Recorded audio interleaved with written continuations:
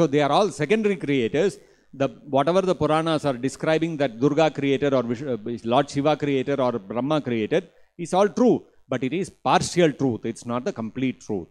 The complete truth is given in the Bhagavatam, where it explains how Vishnu originally created Sarga, and then Brahma further took it forward and did the secondary portion of creation called Visarga.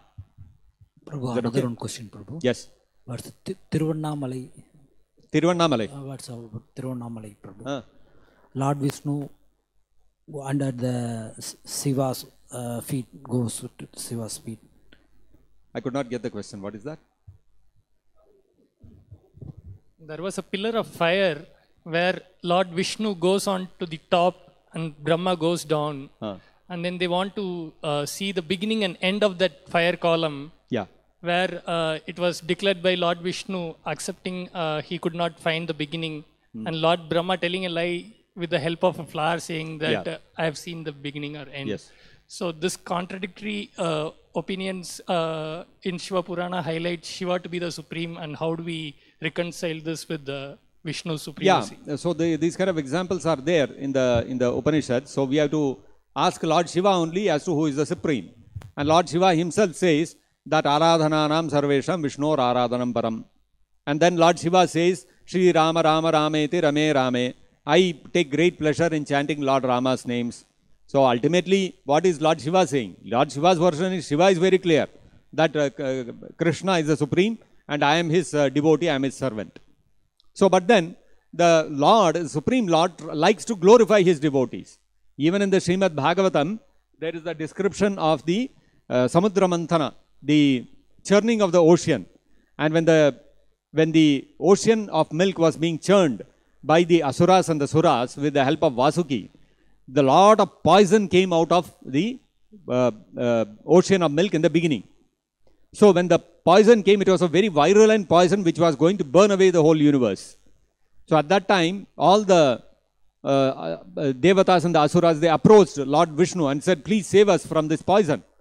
At that time, Lord Vishnu said, the only person who can save you is Lord Shiva. Let us go to him. And Lord Vishnu also went along with the Devatas and they started glorifying. Vishnu himself started glorifying Shiva. That you are the supreme, you are the only person who can protect all of us, etc. Blah, blah, blah, blah, all those things. So at that time, the Bhagavatam says, Lord Shiva smiled and he said, okay, I'll drink the poison. And Parvati Devi also said, she was, because she knew the power of Shiva. So she was not disturbed. She said, okay, please go ahead and drink the poison. Because she knew the power of Lord Shiva. So, the Bhagavatam, why Lord Shiva smiled? Because he saw Vishnu himself is coming and glorifying me. What is this? Lord Vishnu, what all your leelas are. You are the Supreme Lord and you are glorifying me as the Supreme. This is all your leela, I will also play along. Like that he smiled and played along. Because Lord Vishnu likes to glorify his devotees. And so therefore he glorifies Lord Shiva. When Lord Shiva is glorified, Vishnu feels very happy. But that does not mean that Lord Vishnu's position is diminished in any way. Lord Shiva, Lord Brahma and all the Devatas, they all clearly know the position of Lord Shiva and the position of Lord Vishnu. Lord Vishnu, because he is so loving towards his devotees, just like a father, he likes to glorify his son. When somebody glorifies his son, he feels very happy. Oh, your son is so great, he is greater than you.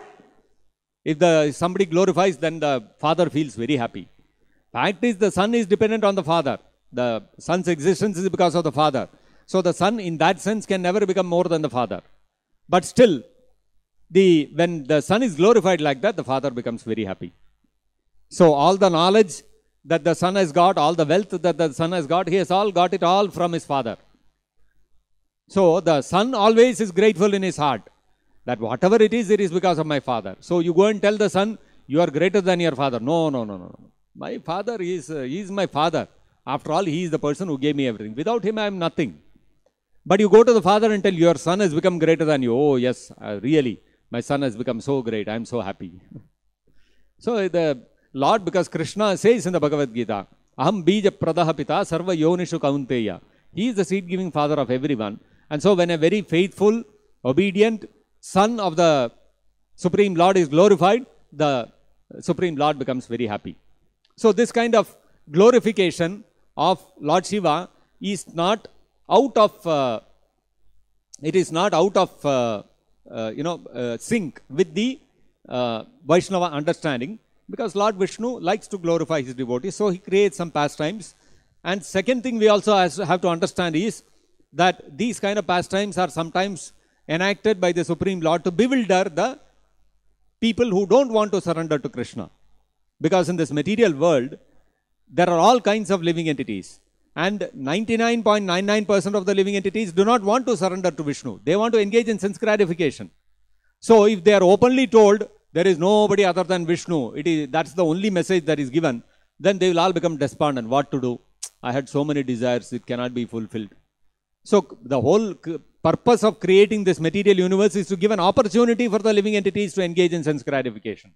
Therefore, the Supreme Lord Krishna or Vishnu enacts certain pastimes sometimes to strengthen, to increase the faith of the devotee in that particular devata.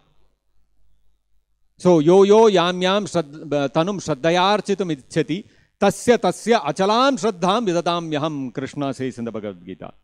Whatever form a jiva wants to worship of a devata, desiring a certain particular material benefit, so he has to have firm faith in that devata to be able to worship him, undergo certain penances, vrata, and certain austerities, and to get that benediction and to enjoy.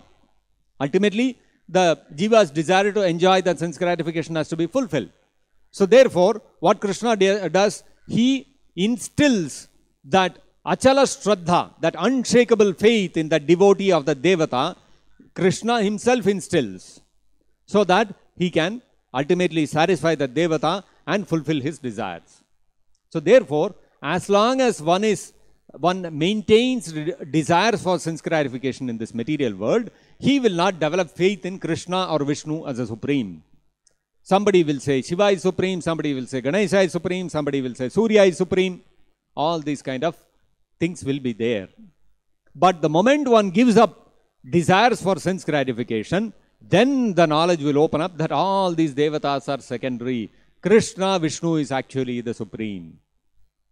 So therefore, these kind of descriptions in the of pastimes of Lord Vishnu are there in the Shastras to bewilder the atheists, to bewilder the sense gratifiers, and also to glorify his pure devotees. That's how we have to understand.